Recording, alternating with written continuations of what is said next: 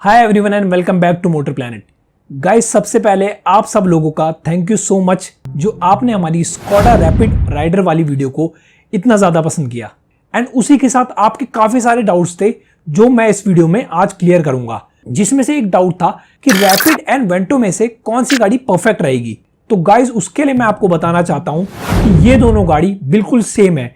कोई छोटी मोटी डिफरेंस होगा इन दोनों कार्स में, बट ओवरऑल अगर आप इन दोनों गाड़ी को देखोगे तो आपको इनमें से कोई खास डिफरेंस देखने को नहीं मिलेगा। गाइस, अगर सीरियसली बताऊं तो आज से 1-2 साल पहले ये कोई बहुत बड़ा टास्क नहीं था कि रैपिड और वेंटो में से एक चीज चूज करना, क्योंकि एक टाइम था जब आपको वेंटो में ही सिर्फ टीएसआई इंजन प्लस डीएसजी का कॉम्बिनेशन मिलता था।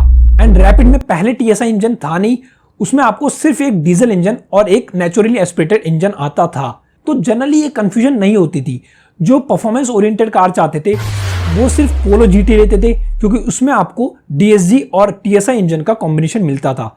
उसी तरह सेम जो परफॉर्मेंस ओरिएंटेड ट्रांसमिशन के साथ टीएसआई इंजन वाली सेडान चाहते थे वो वेंटो को कंसीडर करते थे। इसलिए ये काफी इजी हो जाता था दोनों के बीच में डिफरेंस बताना। बट जब से फॉक्सवैगन ग्रुप ने स्कोडा रैपिड में भी 1 लीटर का टीएसआई इंजन डाल दिया है, तब से स्कोडा और वेंटो में कोई खास डिफरेंस देखने को नहीं मिलता। इनका जो मेजर डिफरेंस है वो एक तो इनके प्राइस में है और दूसरा इनकी मेंटेनेंस एंड सर्विस में है।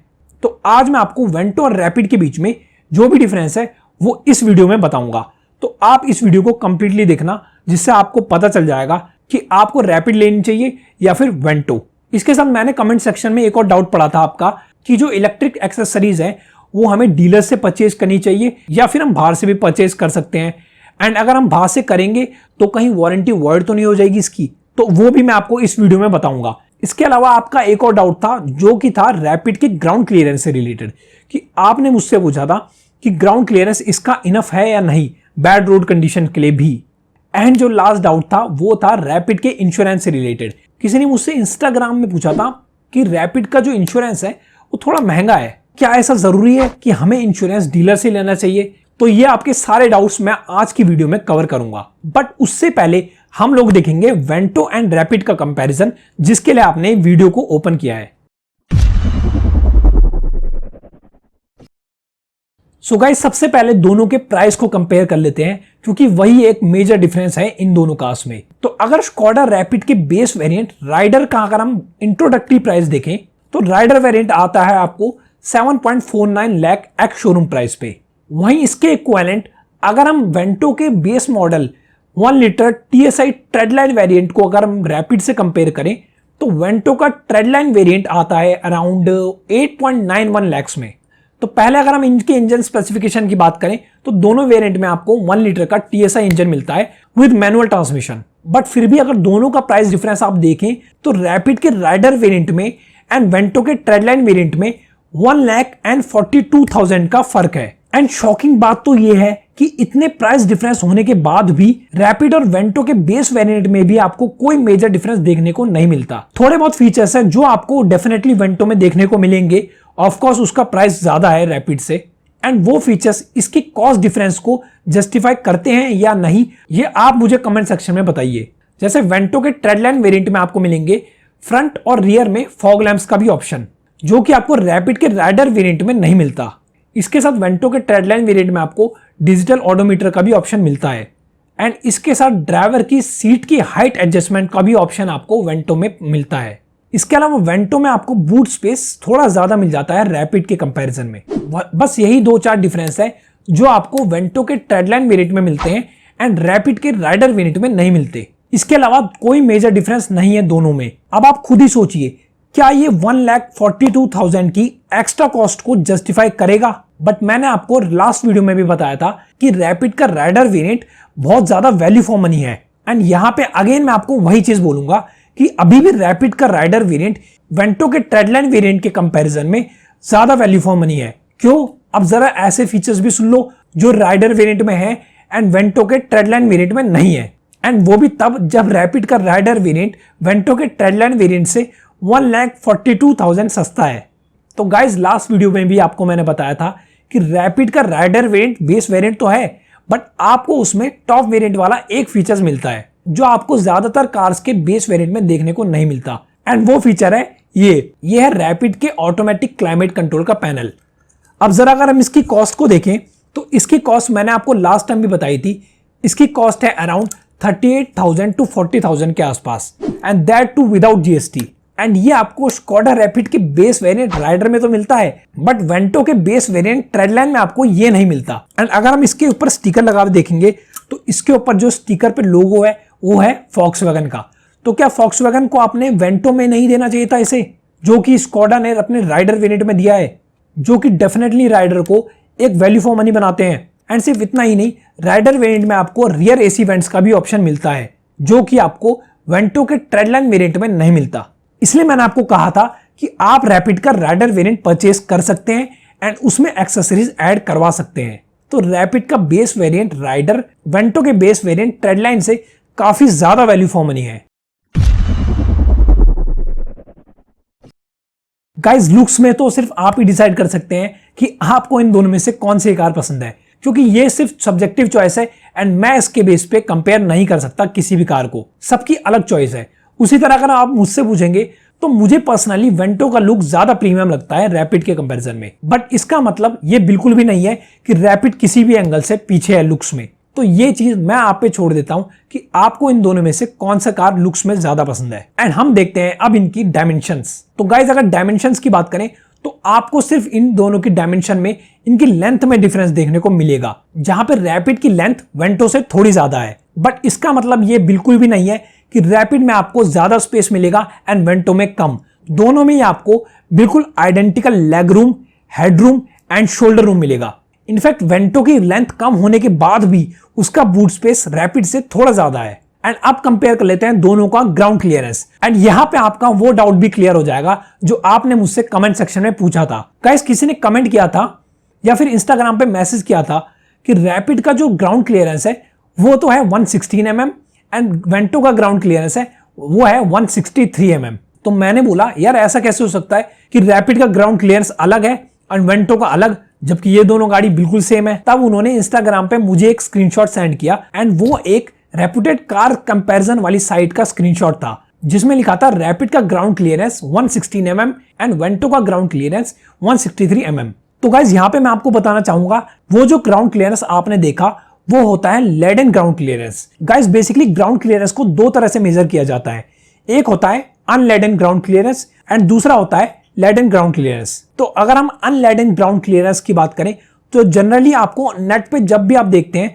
तो यही आपको ग्राउंड क्लियरेंस बताया जाता है, जैसे हो गया अराउंड 165 mm या 170 mm या फिर 200 mm।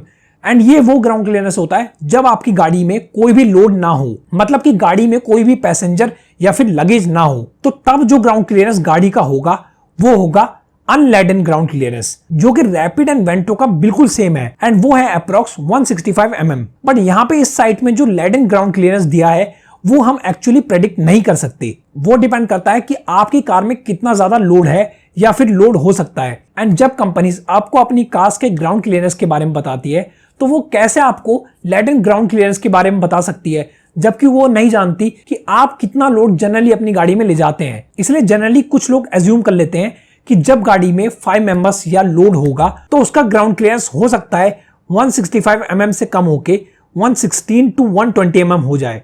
इसलिए आई एम श्योर आपका ये ग्राउंड क्लियरेंस वाला डाउट भी क्लियर हो गया होगा। रही बात इनके ग्राउंड क्लियरेंस की, तो दोनों का ग्राउंड क्लियरेंस बिल्कुल इक्वल है, जो है अराउंड 165 mm का। एंड आई डोंट थिंक कि आपको रफ रोड्स में भी दोनों ही कार्स में प्रॉब्लम होने वाली है कोई।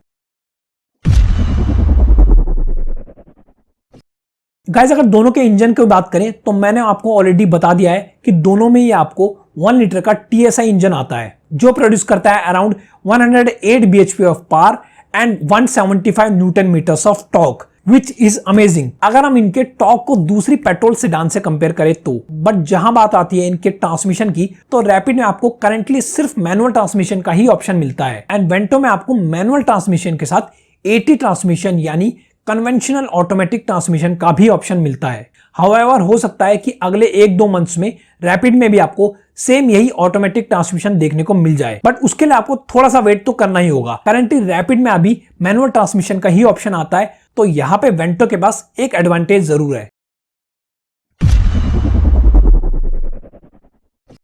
तो गाइज, अगर दोनों के सेफ्टी फीचर्स को देखें तो दोनों के बेस वेरिएंट से ही आपको काफी ज्यादा अच्छे सेफ्टी फीचर्स देखने को मिल जाते हैं दोनों ही कार्स में, जिसमें आपको मिलता है 2 airbags, ABS with EBD, rear parking sensor, high speed warning alarm and seat belt reminder जैसे safety features across all trim levels. And क्योंकि Volkswagen है तो बिल्ड क्वालिटी में भी कंपनी ने कोई भी कॉम्प्रोमाइज नहीं किया है। इसके अलावा अगर हम इनके टॉप वेरिएंट्स के फीचर्स को कंपेयर करें तो वहां पे भी आपको थोड़ा बहुत डिफरेंस दोनों में देखने को मिल जाएगा। जैसे अगर हम रैपिड के टॉप वेरिएंट मोंटे कार्लो को वेंटो के टॉप वेरिएंट हाइलैंड प्लस से कंपेयर करें तो कुछ डिफरेंस फीचर्स आपको देखने को मिलेंगे जो इन्हें एक दूसरे से थोड़ा बहुत अलग बनाता है। जैसे वेंटो में आपको मिलेंगे vehicle stability control, hill descent control, hill assist, mirror link in touch screen and voice command जैसे फीचर्स जो आपको रैपिड में देखने को नहीं मिलते। यानी कि जैसे जैसे आप इनके टॉप वेरिएंट की तरफ जाते रहेंगे तब हो सकता है आपको वेंटो थोड़ी ज्यादा प्रीमियम फील हो। इसके अलावा वेंटो के अगर हम टॉप वेरिएंट के एक्सटीरियर को देखें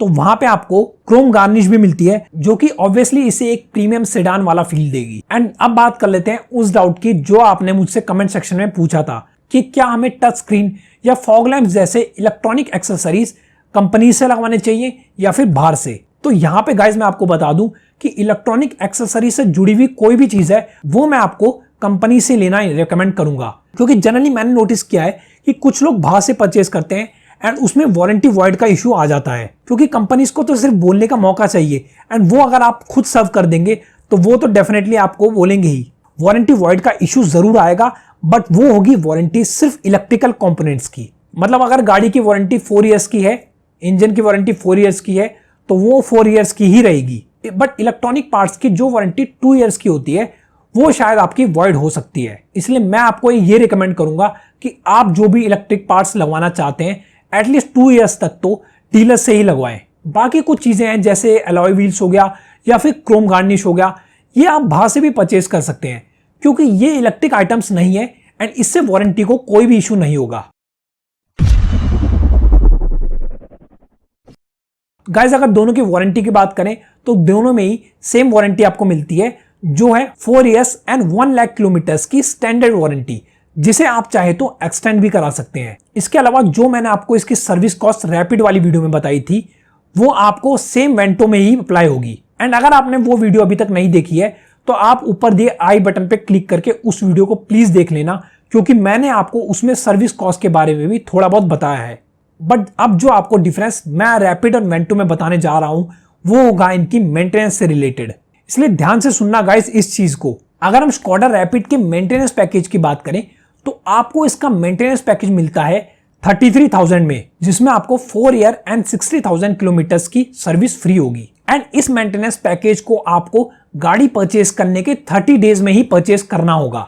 Volkswagen on the other hand आपको प्रोवाइड करता है डिफरेंट सर्विस ऑप्शन, जिसे Volkswagen कहता है फॉरएवर केयर, जिसमें इनकी साइट पे कुछ क्लियरली मेंशन नहीं किया है जैसे कि स्कोडा ने अपनी साइट पे किया है। इन्होंने यहाँ पे लिखा है कि आपको इसमें 3 सर्विस फ्री मिलती है, जिसमें फर्स्ट सर्विस जो होगी वो होगी 1 मंथ एंड 1000 किलोमीटर्स के बाद, जिसमें आपको मिलेगा वेलकम गिफ्ट किट। एंड जब मैं अपनी पोलो की सर्विस कराने ले गया था सबसे पहले उसे, तो मुझे भी एक वेलकम गिफ्ट किट मिली थी जिसमें था शायद एक चॉकलेट बॉक्स। एंड उसके बाद आपकी गाड़ी के 10 सेफ्टी पॉइंट का चेकअप होगा।